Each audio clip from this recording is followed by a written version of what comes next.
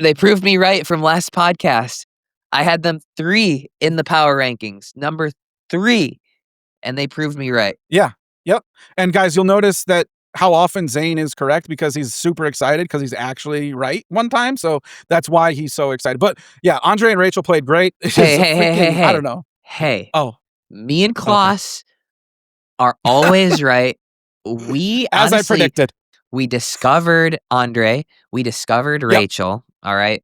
Yep. No, I mean, like, you throw enough shots, you're going to be right sometimes. Yeah, okay. for sure. But If you're always searching for something that gives you an edge on the court, that's not a third cup of coffee. We've got you. Blue Canteen from Descriptions is built for clean, steady focus that lasts 3 to 5 hours so you can see the ball earlier and react quicker without the crash. It's loaded with 4 precision dosed ingredients, and it hits fast because it dissolves in your cheek instead of going through your stomach. The CBD helps you play loose instead of tight, and caffeine sharpens reflexes, and the methylene blue fuels your brain so you stay locked in deep into the games. It feels like hitting that perfect groove when everything slows down. If you want to try it, go to descriptions.com/dink for 10% off your first order. That's TROSCRIPTIONS.com/thedink. Clean energy, clinical grade. You will feel the difference.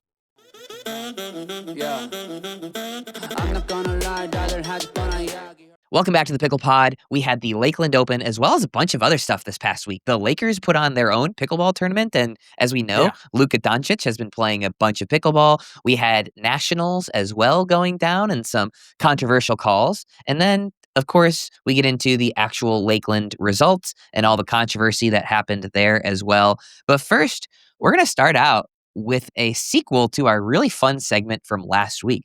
We had a lot of interest in our Create a Player poll from last week, where Eric and I, T-Dog, High T, whatever you want to call him, the man of many names, we competed to build the best pickleball player in all these different categories. So, Eric, take a victory lap. Tell us about last week and who won. Well, obviously, the Dink newsletter readers no ball, and I won. I earned 65% of the votes. They obviously no ball, and yeah, I'll definitely take my victory lap now. Thank you. Yeah, no, that's fine. I have honestly never been so disappointed with you, the audience, ever. It's not me, it is you, okay? No, yeah, I think the best I could ask for is a 50-50. I thought it was fun because I picked second and was determined to beat Tice without repeating any and without using the same one, and giving Tice first dibs in each of the categories. And I want a rematch. I'm going to try it again here as well. So, Tice, let's go. Let's do the ladies. Are we doing the same rules? You want to flip rules, or you want to go same rules? No. I want a rematch. Same rules, T. Okay. He likes being at a disadvantage here. So we're gonna like the underdog. He's starting off as the underdog because first of all, he's going against me. Secondly, he has all of the rules kind of against him. So for those of you who didn't watch our first segment, go back and watch it because it was a lot of fun. But we are picking building our best female pickleball player using 11 traits or attributes, and you can't pick a player more than once in your build. And also, Zane can't use the same person that I use for that particular skill or attribute. Okay, here we go. We're going to start off with our first skill. First skill is the serve. And my choice for the serve is Brooke Buckner. All right. Brooke's got a good serve. She does. I'm going based on statistics and numbers. I'm going on with Meg Dazan. She gets the most missed returns of anybody. And it's not anything like crazy, but she hammers it. It's deep and it's spinny. And statistically, it is the best serve. When you say statistically, is that using MLP stats with Real Clear Stats? Yep. Nice. I like it. I should have gone that route since I'm like the data geeky guy. You one-upped my geekiness. All right. Hell yeah, that's brother. Fair. All right, drives. Now, this is a tough one. There's a bunch of good players that have good drives, and I I'm going. I don't know where to put her because you could literally put her anywhere here almost, except for one category. But I am going with Anna Lee on drives. I'm gonna go. I'm gonna go with Leia. Okay, good one. Uh, this is tough because it's like, is it doubles Yeah, drives? Is it singles drives? What is it? right. I feel like Leia has great drives in doubles. Obviously, a great singles player as well. So I'm gonna use Leia in this spot for me. Okay. Next one is drops. And again, like we just talked about, open to interpretation, but I am going with I'm on the fence. I'm going with Jackie Kawamoto.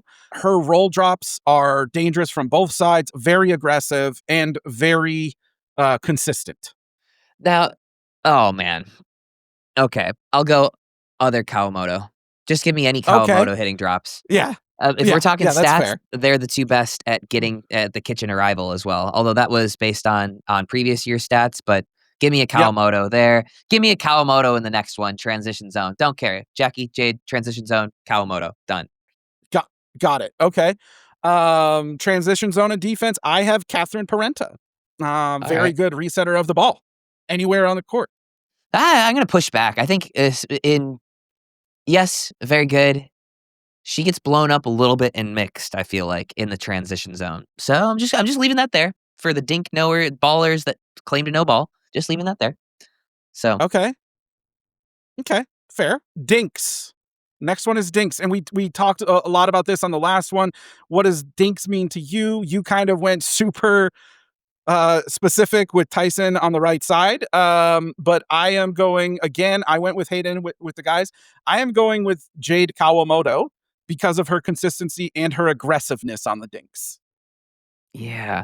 I don't know. She's not like crazy aggressive, never misses, but I'm gonna go Yeah. somebody who I feel like is a little bit more of a setup person on that, or a little bit more aggressive is Anna. She's got dinks. She's got Yep. hard cross court dinks, all different directions, both sides, forehand and backhand. So very good and versatile as well. So I'm going Anna on that one. Got it. Okay. Speed ups. Next one is speed ups. Could be taken any which way. I struggled on this one. I think I think I'm actually switching my pick. I'm gonna go with Georgia Johnson. Okay. All right. That's a good pick. I'm gonna go Rachel Rohrbacher. Good one. Yeah, she's got nasty step back speed ups, nasty out of the air speed ups as well, particularly from that right side. So I'm gonna go Rachel on that. Okay, I like that one. Next one is backhand flick, which there aren't nearly as many women in the game that use a backhand flick as opposed to the guys. I'm going Leia with my backhand flick. Leia, interesting. Sometimes she doesn't use it. Sometimes she backs way off the line.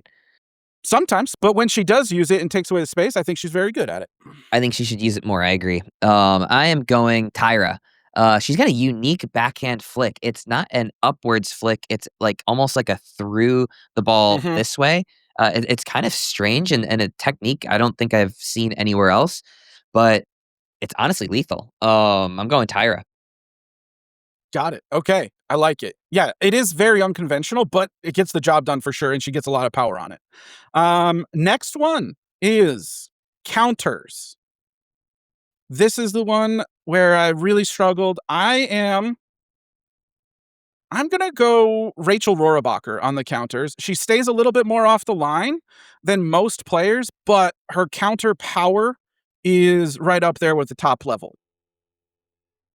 I have no hesitation here whatsoever, and I absolutely destroy you in this category. I'm going Georgia Johnson. Oh, She is the yeah. best counter in women's doubles.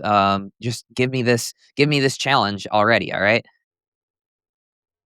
Zane talking shit, and we're not even done. Okay. Next one is the overhead. I had to save Tyra for this one. I do like Tyra's overhead. She hits a very good and hard overhead, and it's also she finds some crazy angles. Give me Jessie Irvin. She clobbers it. She is creative on it and can find the Mhm. angles as well. She can beat you with pace or with placement. Give me Jessie on this one. Okay. Good pick there. I like that one. Last two. Second to last one is athleticism. I am gonna dig a little deeper here. This is kind of like you, not a top 5 to 10 player, but athleticism, I am going Judith Castillo. I like that pick. I like that pick. I am going even deeper than you for our newcomer, Siona Oh, yes. Mendez, the lady that we talked about in the APP a few weeks ago. She played Annalie Waters in the first round here at Lakeland, and I have yet to see somebody on the pickleball court, a female, move the way that she has, sliding all over the court. The most athletic player in women's pickleball, other than Annalie, but I'm saving Annalie for next one. Got it. So since I already used Annalie, I cannot use her for my mental toughness. That was a really tough one to not do. But I think it was an easy choice for me on the mental toughness. Without having Annalie available, I am choosing Paris Todd. Yeah, and obviously I'm going Annalie. Now, obviously my player is better, but question for you. Yeah. How many of these 1, 2, 3, 4, 5, 6, 7, 8, 9, 10, 11? How many of these 11 would you pick Annalie for if you could? Right? If we're going down the list, Yep. and I asked you a question, but I'm going to answer it. Serve, I'm not picking Annalie, but Right. drives, I'm picking Annalie. Yep. Yep. Drops, I'm picking Annalie. Transition zone, if I could pick anybody, I might be picking a Tyra. But also, if you factor in offensive transition zone, that might be For sure, Annalie. Like the Annalie. ability to Yep. crash through the transition zone. Dinks, I'm Yep. picking Annalie. Speed ups, I'm picking Annalie. Backhand flick, I'm probably sticking with Eh, a Tyra there. Yep. Counters, I'm going Annalie. For sure. Overhead, not Overhead, going no. Annalie. Definitely Although, not going hey, Annalie. her overhead is getting better, like markedly improved. I saw a bunch of overheads this weekend from her, and I was like, oh, this is actually getting better. I do think it's better. Yeah, it's getting better. And then I'm going athleticism and mental toughness, Annalie, meaning like 7 to 8 categories being Annalie. I think Yeah, Annalie is the best at 7 or 8 of the 11 categories that we threw out there. I agree. Which is shocking, but also not shocking. Like it's like crazy to think about that, but then when you think about her dominance, then it's like, okay, that makes sense. Yeah, I mean, like if you look at it and compare it to tennis players, right? The best player in the world, or let's say Djokovic during his prime, he was not the best at anything other than movement, right? And even movement is broken down into like changing directions or top speed or whatever. He was very good at everything, but Annalie is the best at everything, basically, which is Yeah, crazy. yeah, Um, wild. all right, well, let us know who you think won this round. It was It obviously was me me, again. and you guys will never see me on the PicklePod ever again if I don't win. So keep It that in was it mind was and use it that was me. information however you would like. If you hate me, you should probably vote for Tice. If you want to see my Got it. downfall, if you want to see a crash out on next week's episode, vote for How did Tice. how did how did Zane crash out? Well, people voted a lot for Tice, and now we can't find him anymore. Nobody knows where he went. Okay, let's get into some topics, and then we'll get into Lakeland. Um, some quick hits, really. City of Carmel is basically voting to permanently shut down its outdoor pickleball courts that are run by the city. This has happened like multiple times, but this one seems a little bit different. Do you know anything more about that? Yeah, I know I'm never going to Carmel again. Right, right. And it's like, do do the the residents just they're basically their only option is to go to like a private indoor place at that point, right? If they shut those courts down?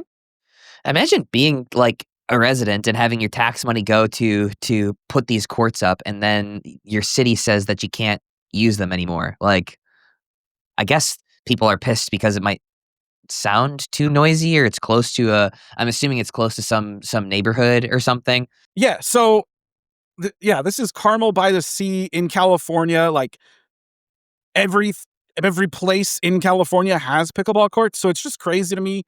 And Alex Weaver, our guy at the Dink, did a great write up of this, and he even talked about how like they're temporarily closed. And so the city said, like, you have to use those quiet approved paddles and balls to like minimize the sound. And all of that is still happening. And they're still like probably going to shut it down. There's like a vote coming up here shortly, which is just crazy to me. Downy Yeah. Ultra Soft. Unbelievable. Yeah, I Yep. mean, like, The just city is imagine ultra your soft. Yep. your tax money going to that and then not even being able to use it. I'm assuming it's some pissed off neighbors or something or another. Boycott Carmel, California. There you go. Okay. Another quick topic. International pickleball. Did you see this thing? Yeah, There's I a did, there's a but movement towards a merger for an international governing body. yeah, I feel like a lot of people don't know that there's Tour Wars 2.0 happening in the international space, whether it's tours or whether it's the international governing bodies. And arguably, internationally governing bodies could be more important than whatever is going on international. I mean, I feel like PPA's got a stranglehold on everything going on internationally, really. And so the biggest area of, I guess, competition has been WPF versus GPF, and it sounds like they signed a letter of intent to work towards a merge. Um, how's that going to work out? I feel Yeah, like I've heard that they've gone down this like road before and it's blown up, which sounds awfully familiar to our tour wars here in the States. yeah, yeah. So a little bit of background. The There's a lot of acronyms involved with these things, so just bear with us here. But the GPF, the global, Pickleball loves an acronym. I mean, especially if you're a federation that's trying to organize things globally, you love an acronym or two. There was a merger in June between the WPF, the World Pickleball Federation, and the IPF, the International Pickleball Federation, to then form the UWPF, which is the United Pickleball Federation. I know, bear with me. And so that formed a merger. And in that merger, they voted on a board of directors. The board of directors were seated in late September. As soon as they were seated and in office, the president of the Global Pickleball Federation, which is the like other competing organization, the president Javier, who's been on the pod, Hmm. sent the new board a letter saying, "Hey, we should all work together to combine and be one united front in global pickleball." And they agreed. 7 people were formed to basically 3 people from the GPF, 4 people from the UWPF were put on a task force, and they already had talks 2 or 3 weeks ago, and they're moving in the direction of a unification, we'll call it. And I actually got to talk with the Secretary General of the GPF in Australia, Jen. She was awesome. And she told me her aspirational goal is for that merger to be completed by July of 2026. Damn, what takes so long? Like, Yeah, I think lawyers want a lot of money, so then they like drag stuff out, and it's a whole bunch of negotiating and all of that nonsense. hmm. I mean, hopefully it works out because I know they have some repetitive countries, meaning like there are some countries that have a governing body that, goes into UWPF as well as a competing governing body that goes into GPF, I believe. And so there's some redundancy in the amount of countries that are covered, but the amount of countries covered by one entity is a huge important piece of what goes into Olympic consideration, right? Like if you've Right. got a governing body and a certain amount of countries that, abide by the rules of this governing body, that's what the Olympics needs, right? Yep. The International Olympic Committee will only review a sport for Olympic competition if there is one recognized governing body. And right now there is none in pickleball because these two organizations are competing to become that. And now that they are working in the right direction, it seems to be a step in the right direction. If you're like super interested in this talk, which is some people are like, I don't want to talk about the Olympics anymore about pickleball. But if you're super interested in it, I did a podcast with Paul Olson from Selkirk TV a few months back about global pickleball and about pickleball in the Olympics and what that means and all of that. check that out if you're interested. Check that out if you're interested. Okay, let's get to some recap action. Nationals was this weekend. Did you catch any of the Nationals? I caught Jill Braverman's hook, but that's about it. Whew. Yeah, it was tough to find. Did you know? Do you know where it was streamed, Zane? That's good. No, and nor did I attempt to find it. The only thing I know is that they were playing for a shit ton of money. Shit ton of money on the QVC Plus and Home Shopping Network Plus channels. Stop. That's who streamed. I'm not. I can't make this up. Wow. Okay. Yeah. QVC Plus, baby. Yeah. So the big story was Jill Braverman's hook in a mixed match. It was Jill and Aiden Schenk versus Bobby Oshiro and Richard Livornese. And somebody, I would assume it was Bobby because she's a very good lobbed. And Aiden's running back for the ball. Jill calls it out, very out. And it was definitely not out. Tell me more about what you heard. No, I mean, that's about it. Were there other angles? Because, like, people are all over Jill's for this one, and it looks like it's in, but it is a bad angle to look at from there, right? Like, Jill's got a little bit of a history of bad calls. Like, most people are quick to not give her the benefit of the doubt, but, like, objectively, the court, the camera is behind the court, and it's not a great angle to see it exactly. Especially, at least what memes of pickleball showed. So right, yeah, I don't think I saw another angle either. Which is also, you talked about a shit ton of money for prize money, but also there were no replays, like no yeah, that's video the reviews. crazy thing. Like, how is that? It's 2025. Like, Right. I don't get that. Like, if a court is on YouTube or being streamed, there should be the ability for a referee to go look at the live stream. Like, at least if nothing else, right? Go look at the live stream. Like, yeah, I don't get why we can't, especially if there's something that. egregious. Yeah, Right. Yeah, you're not going to be able to see, certain things with much certainty, but like egregious stuff. Yeah, if it's a foot inside the court or whatever, that doesn't make any sense to me. agreed. Yeah, so what else happened over there? Because that's literally, other than the fact that there was a bunch of prize money and the Yep. Jilly B probable hook, Yep. I don't know what else happened. Got it. Sophia Seving got 2 golds. She won singles for the 70 billionth time this year, and she won mixed with Casey Diamond. Okay. Got knocked out early in women's, but I think with the 2 wins, she easily made over $18,000 on the weekend. Damn. Not a bad weekend.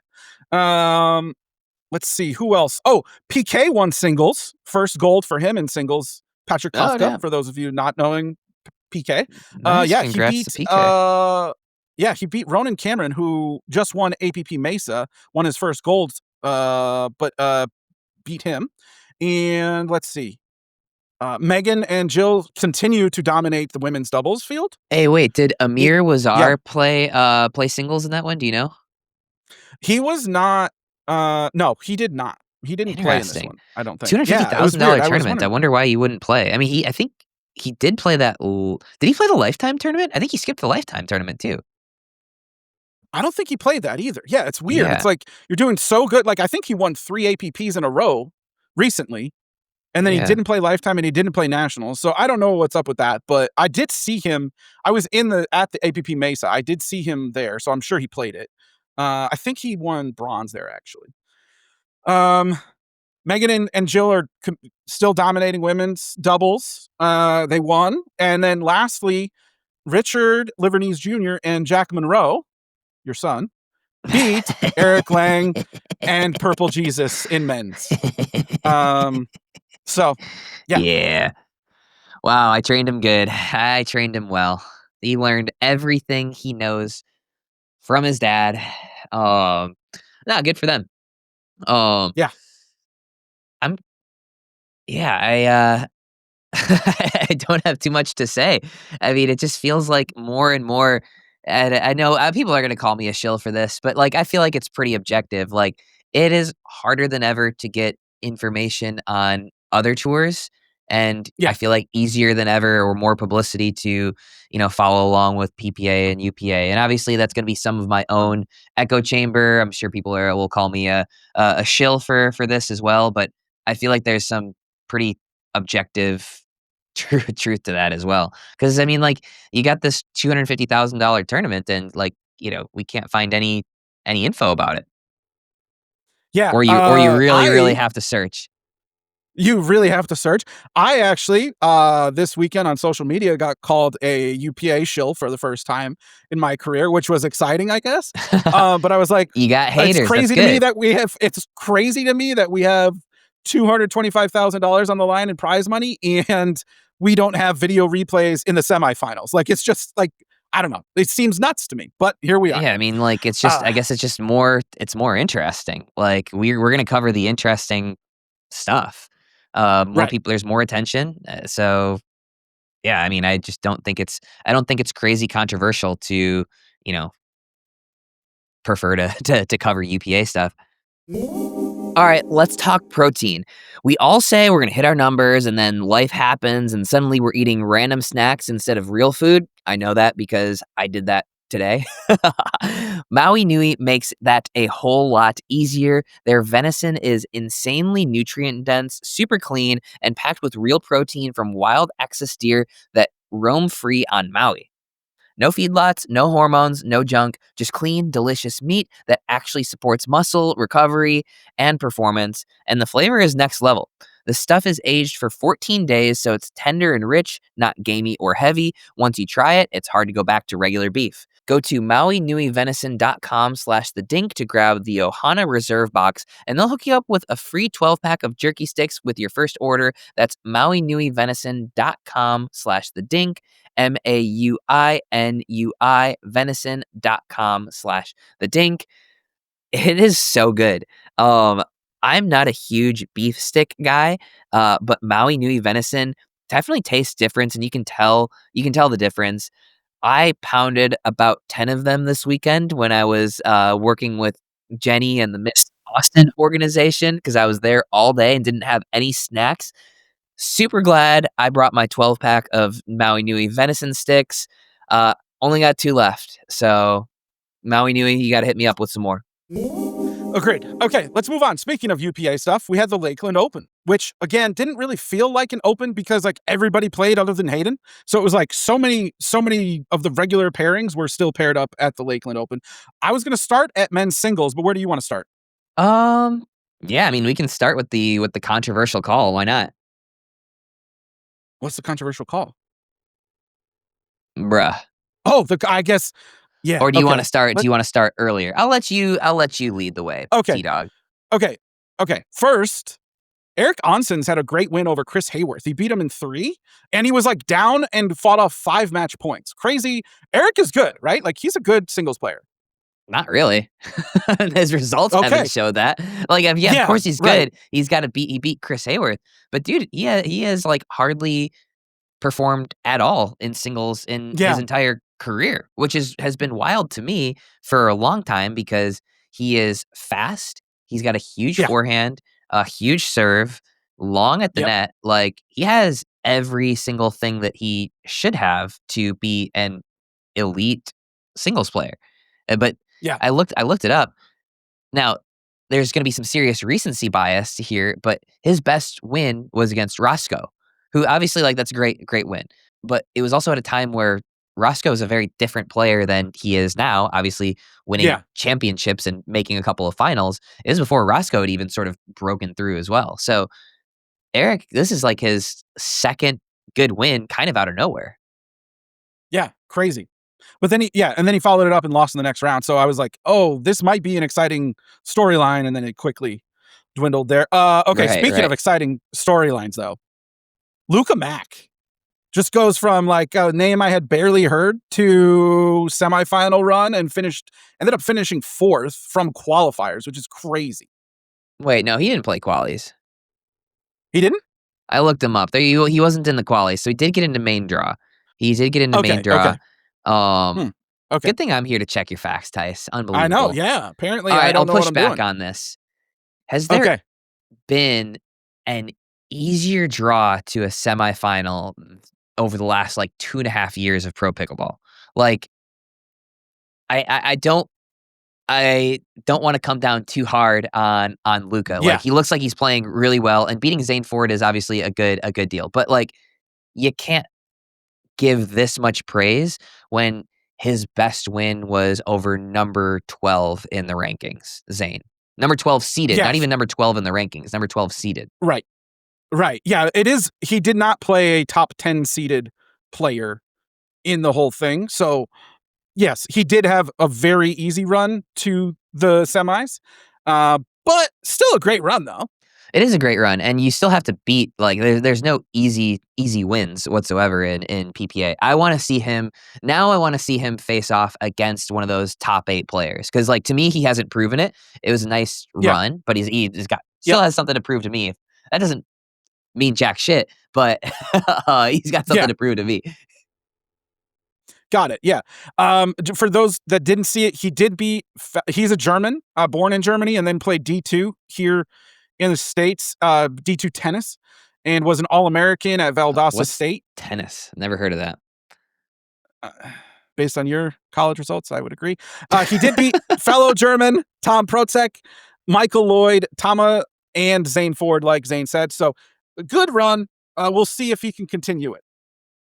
Yeah. I'm assuming he's gotta be signed, or this might put him I'm assuming this would also put him into a top 50 position where he's gonna have to sign? Yeah, so I don't know if he's signed or not. You said, oh, you know what, Zane? I bet you he's not signed. He did win the PPA Challenger Columbia, and Okay. that gets you one every time you win a Challenger, you get a main draw. So if he isn't signed, then he did just well enough to kind of screw himself a little bit, because he's in 47th right now. I looked it up right before the pod. Okay. So he's got 725 points. So he will not be allowed to play singles until he drops below the 50th mark again. And he probably won't he probably has enough points from this event alone to stay in the top 50 for a little while. Yeah, probably. Yeah, I'm guessing it'll be months or he signs. Yeah. Yeah. Okay, Okay. before Well, we get to Luka, the final, he yeah. also played that match against Zane with the crazy match point call. I'm Walk assuming you us through that. saw that one? Oh, yes. I was like, wait, what are you Yeah, that was wild. I've never seen I've watched a lot of baseball in my time, and I've watched a lot of pickleball. I've never seen somebody slide into second base on a pickleball court before, but Zane Ford did it. Dude, you'll see a lot of new shit when you watch Zane Ford play. I mean, you're not Love him wrong. or hate him, the dude's entertaining. He's sliding in. He hooked him on that one, and I think he apologized afterwards. You know, there's some look. I'm somebody who's no friend of hooks. I don't know what Zane's history is on that. Like, this is the first time I've seen him make a horrible call. Doesn't mean Yeah. it's the only time. Yeah, you're falling down. Who knows? But yeah, I mean, it was a bump Right. call, and Zane apologized. But it was pretty funny that he got up and like also got it in his face. It was like like ready to go at it, dude. He's Yeah. entertaining to me. He's very, very entertaining. He is very entertaining. Oh, one quick thing before we get to the finals. Noe Cliff beat Fed for the first time. He had been like 0 for bazillions. And also Noe earned his first PPA medal in singles. So congrats to Noe. Yeah, no, I put that in my recap video. I was kind of surprised because I feel like all the time, I I feel know. like, 1 out of every 3 tournaments, we've got Noe taking out a big name, and then just, I guess, seemingly has never put back-to-back together. But like, yeah, won bronze over Luca. Yep. Lost to Roscoe in the semis. Yep. Yeah, when I found that out, I was really surprised that this is his first PPA medal of any event. I know. I went through the same exact thing, and I was like, "There's no way." Let me just go back and do a search function again, and yeah. So first medal. Congrats to Noe. Yeah. Okay. Final. Best friends. Hunter versus Roscoe. Goes to 3. It's 8-3. Roscoe's serving, and some crazy shit happens. What were your thoughts on this? Oh, man. Okay. So Roscoe hits a backhand down the line. And guys, this is one, if you're listening to, you got to go watch this for yourself. It is all Yeah. over Instagram, the social media, it's all over the place. Go watch my recap Yep. video, because you got to watch this. The ball hits the post and ricochets into the court. It completely changes directions and goes into the court. The referees didn't see it during the point or thought that it hit the white part of the net that is in play. Yeah. The Selkirk Nets have this strange little triangle Yeah. that was what was causing the confusion. So theoretically, the ball could have hit the actual net cord and ricocheted in. However, the odds of that, I feel like, are 1 in a million. First off, when the ball hits that part of the cord, I've never seen it not shoot basically straight up. Also, I've never seen it take that big of a change of directions and change in angles as well. Yeah. There can be Yeah. a little bit of a change in angles. It's like why did we do the most when we're looking at the replay? Why did we extrapolate the most crazy possibility? I would say there's a I would put that at a 1% chance that it actually hit the white net based on what I saw, based on my experience, based on my knowledge of pickleball. 1% chance. When we're reviewing this, why aren't we picking the most likely outcome instead of this is possible that this could have happened? That's my question Yeah. leaving this. It's like Yeah. we're doing the most out there. Yeah. I I'm going to bring up a subject and maybe I'm way off base. So you call me out if I am, but I haven't heard this talked about at all. So what Zane's talking about, there's a triangle. Basically the post is here. There's a triangle basically making the net cord taut, like tight, right? On that triangle is a metal, I'll call it a fastener. I don't know what the right word is. I'm probably wrong, but there's this like metal thing basically keeping that net cord tight. And it's right next to or where the pickleball allegedly hit the net cord. And it's like, should that metal part be part of the playing field or not? It's just weird that they still considered that part of the net cord to me. You know what I'm saying? Like, why is a metal part that's Yeah. holding the net cord in place? Why is that part of play? Well, just so we don't confuse anybody, this ball, nobody is questioning that this ball hit that piece of the metal, right? That's not the topic at Yeah. hand. I think you're No, it's asking not. why does that even exist? I don't know. Great Yeah. question. I don't know why Selkirk makes a Okay. net that has like weird dual cords that shoot out. I don't know Yeah. why they have these Yeah. weird fasteners in there. I don't know why they don't just make a regular net like everybody else. Um, Yep. yeah, I mean, like that just feels like PPA should tell them, hey, make a regular net so we don't have to deal with this ever again. Right. Right. Like, Yeah. So I think that's the ultimate solution here. But yeah, that was such a weird call. And I felt bad for both Roscoe and Hunter. First of all, the whole thing took like 15 minutes. Second of all, from Hunter's perspective, he should be serving at 3-8 and he's serving. And then all of a sudden, because he called Don Stanley out and all this nonsense, instead of serving at 3-8, Roscoe's serving at 10-3 match point, and it was just like this is insane. yeah, I mean 3-8, especially for somebody like Hunter, that's a good service run, right? But 10-3 down, Yeah, other guys serve is you're cooked for the most yeah, part. So complete I opposite. Yep, also honestly feel more bad for Roscoe, and here's why. agreed. Um, they're best buds. This is Roscoe's first PPA. And when you're on the court, they're not seeing these replays. He doesn't know what's going on. He's going to get this win taken away from him in public perception because that's all people are going to remember this match by. They're not going to remember it by Roscoe winning his first PPA title. And even then, Hunter is crashing out, probably rightfully so. And so Yeah, he wins his first title. He's not going to fall to the court Alshon style in front of his best buddy. Like, I feel right. really bad for Roscoe because I feel like this took away from a huge moment in his career. Like, first PPA title is absolutely incredible.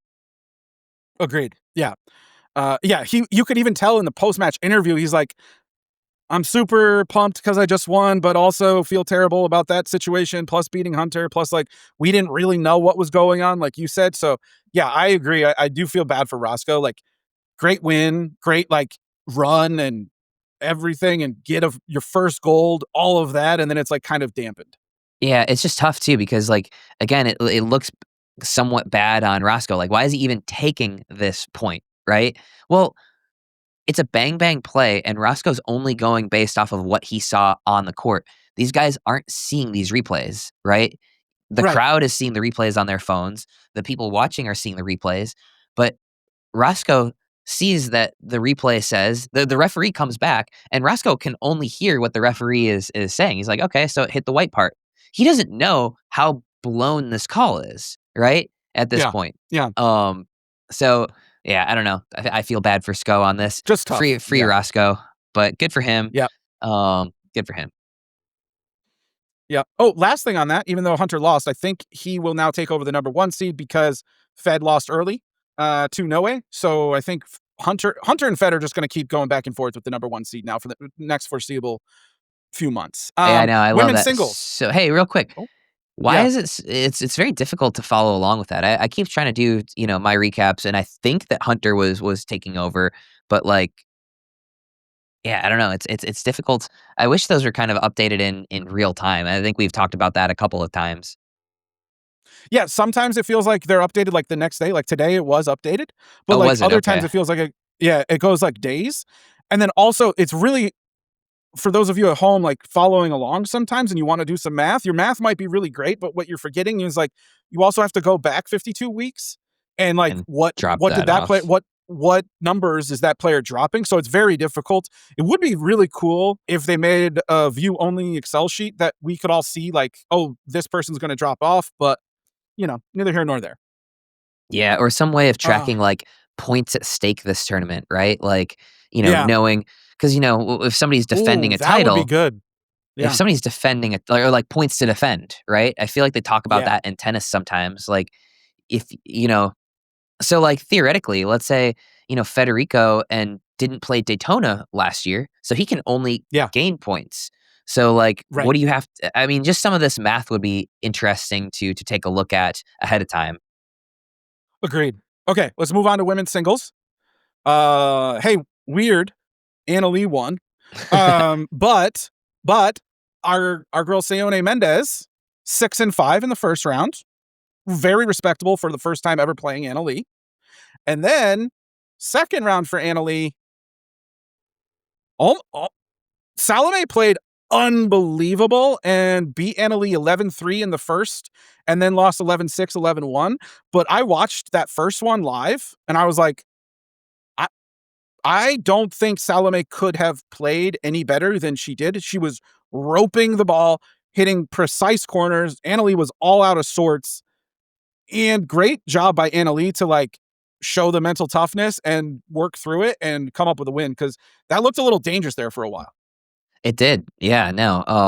You have to go all the way back to, I believe it was August of 2023 to find a singles game that Anna Lee scored 3 or fewer points in. Actually, That makes sense. according to all Pickle Wave data, which goes back through 2023, Anna Lee has never lost, never scored fewer than 3 points. That loss was to Tyra in when she lost to Tyra a couple years ago.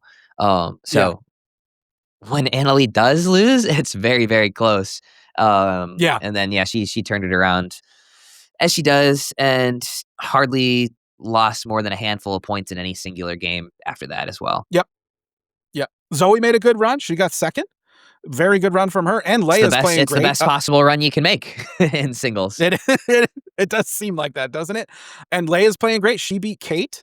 And then Zoe looked really good. We haven't seen much of Zoe. She hasn't actually medaled in over a year. Yeah. But she played really well to make it to the finals. Yeah, I mean, it feels like Zoe, I feel like, is in the quarterfinals every time. She beats who she's supposed to beat and Yep. then loses to your top 4 of she's losing to a Brooke or a Kate or an Annalie pretty much every time, Yep. in the KK. Yep. quarters. Yeah, KK, Hmm. all those. So, good run for her. Yeah, for sure. Mixed. Andre and Rachel made a really great run, They beating proved me Tyra and right from Christian. last podcast. I had them 3 in the power rankings, number 3. And they proved me right by beating Christian and by beating Christian and Tyra. Yeah. Yeah. Yep. And guys, you'll notice that how often Zane is correct because he's super excited because he's actually right one time. So that's why he's so excited. But yeah, Andre and Rachel played great. Rachel is Hey, a hey, hey, hey, freaking, I hey. don't know. Hey. Oh, Me and okay. Klaus are always right. We As I honestly, predicted. we discovered Andre. We discovered Yep. Rachel. All right. Yep. No, I mean, Okay. like, you throw enough shots, you're going to be right sometimes. Yeah, Okay. for sure. But I felt pretty confident in this one. And I feel like I don't Yep. throw random shots out there, shots in the dark out there too much. I agree. No, I don't know. Rachel to me is like a warrior. Like her hammy was obviously not 100%. She's still unwinding the stack. She did a great job. They both played really well. I would say she's probably at like 85 to 90% of herself, which is still great. But to gut out a win over Tyra and Christian, I was very impressed. And then we get to the finals. Looked like it was a dogfight. It was over 2 hours, 5-game match. And Ben and Annalie are able to take it 11-6 in the third. What were your thoughts there? My thoughts were like, it was really good, high quality play. Yeah. Don't have much more than that, to be honest. I Okay. feel like Okay. Ben and Annalie played B minus ball. I feel like Yep. Georgia and J-Dub played A minus ball. Yep. For that to be a win, I think Georgia and J-Dub need A ball to that B Yep. minus. So they were close. Yep. Third, fifth game, right? But Yep. yeah, they needed honestly just nothing all that interesting. Good points, but nothing particularly to talk about, which is why I came up with this thing that I want to talk about, Tice. Okay, hit me. So let's say the PPA tells Ben and Annalie, all right, you guys have just won your 9th tournament in a row. You guys can't play together anymore. Yep. Who wins more titles in mixed doubles in 2026? Ben or Annalie? And they get to pick who they're like. We're saying no matter who it is, their partner has to play with them. No. But realistically, they're going to have their pick of the litter. Okay. For example, I don't Yep. think Annalie can pick JW. That's probably the only person that she wouldn't be able to pick. And which is funny because I would say that's probably her best option. Exactly. As her partner, because Annalie is, if Annalie has one, we'll call it issue in mixed, especially, it's that sometimes she loves to pull the trigger when she shouldn't. She can get away with it a lot of the times in women's. In mixed, sometimes she gets her partner killed, but that doesn't really matter when you're playing with JW, who has the best counters in the game. I actually think her and JW would be an amazing pairing. But if we're saying no to JW, then we're talking Annalie is playing with either, I would say right now, Hayden or Christian are really the only the top options. And Yeah, I'd then put Ben is, Andre in that conversation oh, too. Andre too. Like, Sorry, I apologize, Andre. Yes, Andre, Hayden, and Christian, and then Ben would AB, right? yeah, I feel like Ben's pick is obvious. Like it's clearly Yeah. Ben and Anna Bright. Like the Yeah. number 1 male and the number 2 female. And I think the Yeah. reason why this debate's interesting is because Annalie, her partnership decision is much more difficult, right? Like, does Yeah. Hayden hold up against Ben and Anna? Does Yeah. does Andre have enough weapons in mixed, or do they match up well together? Well Yeah. enough together? Do Christian and AL match up well enough together? And so I feel like, Ben and Anna are going to be a phenomenal team. I honestly feel like, surprisingly, because I'm usually touting Annalie as the GOAT because she is, I honestly think that if they were forced to split up, Ben wins slightly more. Okay, I'm gonna cop out here, and I'm gonna give you 2 answers. If you let me say anybody was available and they had to play, I would say Annalie and JW win more than Ben and AB. But if you're Agree. saying I can't have JW because he's just sticking with Georgia, then I agree with you no matter who Anna Leigh plays with, they would lose slightly more to Ben and AB. I could get behind what you're saying. It'd be interesting to see because I think that mixed doubles, it's crazy to say because they've won 9 tournaments in a row and Ben and Anna Leigh are like 250-6 in mixed. I think mixed doubles is Anna Leigh's worst of the 3 specialties or worst of the 3 divisions, whatever you Events. want to call it. Events. Yeah. Which is crazy Yeah, I because mean, she's the best by a mountain. But yeah, I would put it as probably the weakness in her game comparatively. yeah, for sure. Which is crazy to think about. She's like the best mixed doubles player of all time in women's, but like she dominates singles so much.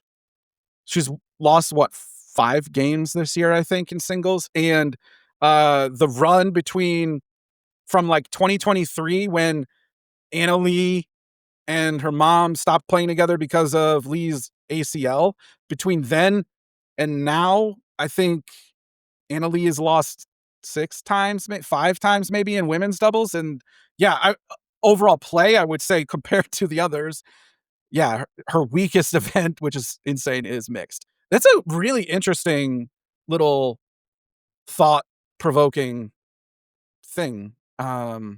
Yeah, no, Yeah. I like that. That was a good debate. So T-Dog, I want you to check out Yo. a subreddit that I created called Pro Pickleball Talk. I want to find a Okay. place where we can actually debate some of these interesting topics. I feel like I feel like Reddit's good for like commenting and debating and whatnot. So check out Okay. Pro Pickleball Talk because I want to start putting more interesting debate topics in there. And if you guys are listening, obviously do us a favor, debate in the comments here on YouTube, but also head over to Pro Pickleball Talk on Reddit because I think there's so much more, and I feel like there's not a good centralized place to sort of discuss some of this stuff. Pickleball is so pocketed. You got Twitter, you got Instagram, but like those kind of come and go, and there's debates within posts, but those don't stay anywhere, right? And so I Yeah, don't know. I right. feel like it's easier to find some of that stuff. I'm pretty excited about it. So T-Dog, it'd be great Okay. if you would contribute over there, throw in some of your stuff or maybe your hot takes too. All right, sounds good.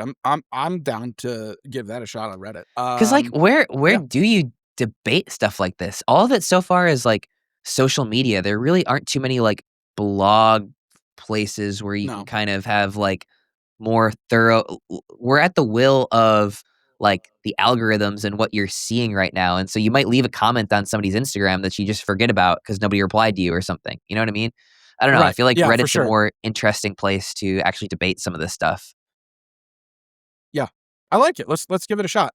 Today's episode is sponsored by TrueLeaf. If you're looking to stay on your top of your game both on and off the court, they've got you covered with powerful plant-based wellness support. They've built a product lineup of safe, reliable cannabis products that fit right into your schedule, whether you're looking for something for balance, relief, or recovery without breaking a sweat. Their team of associates can help you find exactly what you need no matter your experience level. So head to trueleaf.com to learn more about their products and how to get your medical cannabis card. Okay, real quick, Lakeland, we got 2 more things real quick. AB and ALW won again. They beat the Kawamotos. They were very happy about beating the Kawamotos because they got their revenge from their last loss. Okay, pop quiz for Zane. Do you know the only team this weekend to take a game off of ALW and AB? The only team to take a game off of Annalie Waters and Anna Bright. Yep. Well, they didn't lose any in their women's doubles draw. Let me guess. They played a warm-up game against a bronze medal men's doubles team of Andre and Christian. You're funny, but it was actually in their women's doubles draw. They lost a game. Oh, yeah. Wait, who'd they lose a game to? I forgot. Kate and Tina. Oh, that's And right. this is Kate's first ever medal in women's doubles. So now she's medaled in all 3 events. Pretty good for a single specialist. I totally forgot about that. I totally forgot about that. Wow. Yeah. Okay. Good for Kate. Yeah, good for them. Men's dubs. We had the match of the event was actually, in my mind, the semifinal. 100%. What other match would it have been? Okay, great. I'm glad we're on the same page there. CJ and JW against Andre and Christian. I had literally almost, it was like at the end of the night. What was that? That's on Saturday night. It was like, Yes, I sir. almost shut my TV off. And I was like, okay, this is over. Christian thought so too. Christian Thank God I was didn't shut the TV off. Christian was in shambles in the he He pulled was.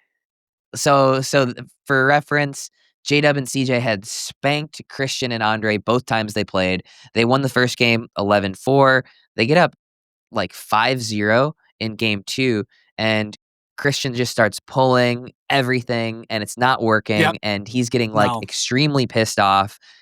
And then all of a sudden, boom, it is 11-8, and then it's 6-0 for them in game 3. They won 17 straight points against CJ and J-Dub, who then claw it all the way back to 9-9 before Christian and Andre end up taking it home in the match with the wildest momentum swings I may have ever seen.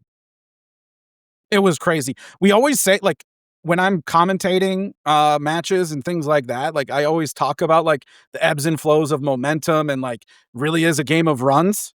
And this was the epitome of that. It was it looked like Christian couldn't hit a shot. He was totally done, completely out of it, definitely not coming back. And all of a sudden, I don't know what, we're back 4 or 5 points. Yeah, 4 or 5 points into game 3. It was holy shit, J-Dub and CJ can't do anything right now. They can't do anything. Nothing they do is going to work because 17 points in a row. It was just what the hell is going on? It was a crazy, crazy match.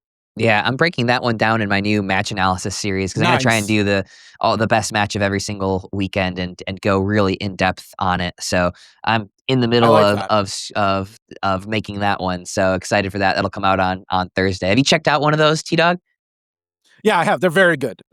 I like it because it's I think a 3-0 or 3-5 player can understand it, but it also really hits to the higher level players as well, looking for small little things in terms of what to look for and how to do certain things. So I like that series. I think that's a great idea. I'm having fun making those too, so I appreciate that. If you got any feedback for me on any of those, let me know. Or anybody else, I hope you guys go check that one out. But I think the last thing here, do you have anything else on Lakeland? I mean, Ben and Gabe are dominant. They won 9 out of 12 tournaments they played. Remember, you probably don't remember, but early in the year, I'm bringing it up just to make sure I call myself out for some really stupid shit I say. Early in the year, I said no team is going to win more than 5 golds in men's doubles, and boy, I forgot about was I wrong terribly. It looked like you might have been right for a little bit of time. Those first few tournaments of the year, were kind of back and forth, but then you ended up being wrong. Then very wrong. Right. Everybody's wrong sometimes, T-Dog. I was wrong about Anna and Anna Bright not losing a game the whole year. You were wrong twice. Keep going. I think you had another topic you wanted to talk about. Oh yeah, the last thing I had was the Lakers. You see, the Lakers played hosted a pickleball tournament. Is that what you're talking about, or are you talking about something else?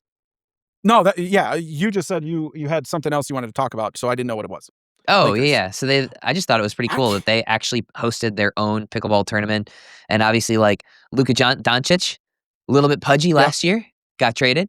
Oh, credits some pickleball as part of his routine for slimming down. So, one of the probably the best NBA player in the world right now is crediting pickleball. And he didn't even win that tournament. A couple of assistant coaches won the tournament, I think. Yeah.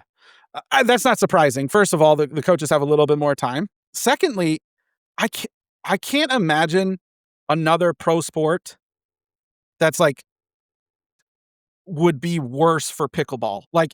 The short guys in pro basketball, I know we love to call them team power forward, but Andre and Christian would be the shortest point guards that ever existed. Just to put things in perspective for people at home. And so the short guys are 6'6" or 6'7" in the NBA. So it's bending down to hit a dink is not ideal for any of them. So that sport translates the least to me, because it's just they're so tall. It's so tough. Yeah, I just can't imagine. Cool that the Lakers put on an event. I can't imagine there's too much dinking going on in those games, though. Let's be honest. No. You're in the transition zone, it's a speed up. You're anywhere, it's a speed up. I'm just hitting the ball as hard as I possibly can. But I think it would be hilarious. I bet you there is so much shit talking in that thing. I would Unbelievable. bet you there was definitely some money on the line for sure. I think basketball players are the best shit talkers. Oh, for sure. Yeah, I mean, I don't know what Because goes they're on so in close football. all the time. Yeah, for sure. All right. Well, I don't have anything else, T-Dog. We're going to have to come up with some nonsense for next week's episode, but we will. Don't worry. Let us know what you guys thought about the little debate on the best building the best women's player between Tice and I, and you guys better say that I win this time. And if you guys have other nonsense that you want us to debate, because there's nothing I love more than debating pickleball nonsense, let us know, leave a comment, and that's the PicklePod. PicklePod. Yeah. I'm not gonna lie, rather had fun.